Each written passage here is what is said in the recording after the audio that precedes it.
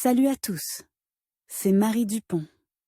Bienvenue sur ma chaîne dédiée à la propreté, l'élimination des taches, le nettoyage et l'ordre dans la maison. N'oubliez pas de vous abonner à ma chaîne. Continuez à regarder pour découvrir nos astuces du jour. C'est parti. Plus les appareils de chauffage sont perfectionnés, plus les exigences en matière de cheminée sont élevées. Habituellement, c'est le contraire qui se produit, le développement de la technologie simplifie l'accomplissement de diverses tâches. Mais dans le cas présent, il s'agit d'une exception. Il est clair qu'il ne s'agit pas d'une intention malveillante des ingénieurs ou des fabricants, mais d'une simple logique des événements. Nous, les utilisateurs ordinaires, ne pouvons pratiquement rien y faire. Nous ne pouvons que nous adapter. Alors, allons au fond des choses. Plus les appareils de chauffage sont perfectionnés, plus les exigences relatives aux cheminées sont élevées. D'habitude, c'est le contraire qui se produit, le développement de la technologie simplifie l'accomplissement de diverses tâches. Mais dans le cas présent, il s'agit d'une exception. Il est clair qu'il ne s'agit pas d'une intention malveillante des ingénieurs ou des fabricants, mais d'une simple logique des événements. Nous, utilisateurs ordinaires, ne pouvons pratiquement rien y faire. Nous ne pouvons que nous adapter. Examinons donc la situation en détail. Les chaudières modernes impliquent l'utilisation des seules cheminées qui leur correspondent. Les options de cheminée peuvent être consultées, lien vers le site web. Par ailleurs, si vous avez donné la préférence à une cheminée, vous pouvez assouplir quelque peu les exigences. Vous pouvez alors assouplir quelque peu les exigences en optant, par exemple,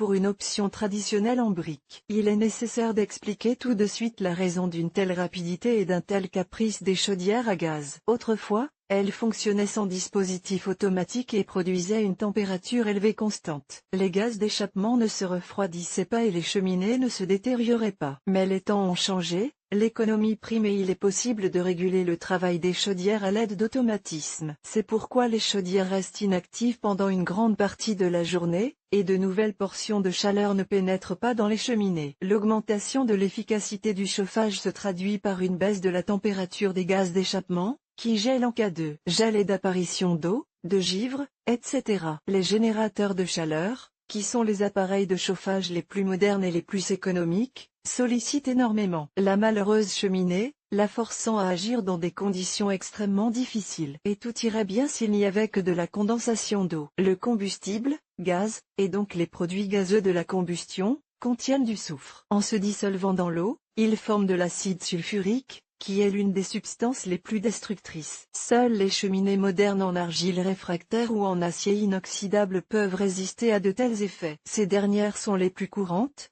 Commençons par elles. Des additifs spéciaux sont utilisés pour rendre l'acier inoxydable. Il s'agit généralement de nickel ou de chrome, mais parfois aussi de molybdène. Grâce à lui, non seulement l'acier ne rouille pas, mais il est également moins sensible aux températures élevées. Si la concentration de molybdène est augmentée, le métal résiste mieux aux composés soufrés. À haute pression et à haute température, il résiste mieux à l'hydrogène. Il est très important que les cristaux de fer soient petits et de taille uniforme. La surface de la cheminée doit être aussi lisse que possible. Une cheminée ronde est préférable aux autres formes, car tout angle droit favorise l'accumulation de suie à l'intérieur et rend donc difficile l'évacuation de la fumée vers l'extérieur. Les cheminées à simples parois sont de simples tuyaux d'environ un demi-centimètre d'épaisseur sans aucune isolation. Elles sont le plus souvent utilisées à l'intérieur des locaux. Si elles donnent encore sur la rue, alors seulement à l'intérieur du manteau en briques. Dans le cas des cheminées à double paroi, la couche isolante se trouve entre l'enveloppe extérieure et le canal intérieur en acier inoxydable. Tous les grands fabricants proposent des cheminées modulaires, qui sont très faciles à installer. L'acier inoxydable permet au conduit de fumée d'être peu coûteux et léger. La durée de vie est courte. Enfin, très courte. Une quinzaine d'années tout de même. Où placer la cheminée ? Le bruit produit par la chaudière lorsqu'elle fonctionne et le bruit des gaz d'échappement sont les compagnons inévitables de la cheminée. Elle n'a donc pas sa place dans les chambres à coucher, les salles de travail et autres pièces où la tranquillité d'esprit et la concentration sont très importantes. Les cheminées sont principalement placées dans les cuisines, où se trouvent généralement les chaudières à gaz, parfois dans les salles de bain et les buanderies. Notez que les zones en contact avec l'environnement extérieur doivent être isolées. La coupe de la cheminée doit dépasser le faîte du toit d'un demi-mètre, et si le toit est plat, d'1 mètre, sinon, le grenier fumera intensément. En même temps, la force de tirage à l'intérieur doit être telle que les gaz d'échappement de la chaudière soient évacués à l'extérieur, rapidement et de manière fiable. La cheminée doit être commandée de manière durable, afin qu'elle ait une durée de vie comparable à celle de la chaudière. Et bien sûr, elle doit être sûre. Pour que ces conditions soient remplies, vous devez vous adresser à une entreprise qualifiée disposant de professionnels expérimentés.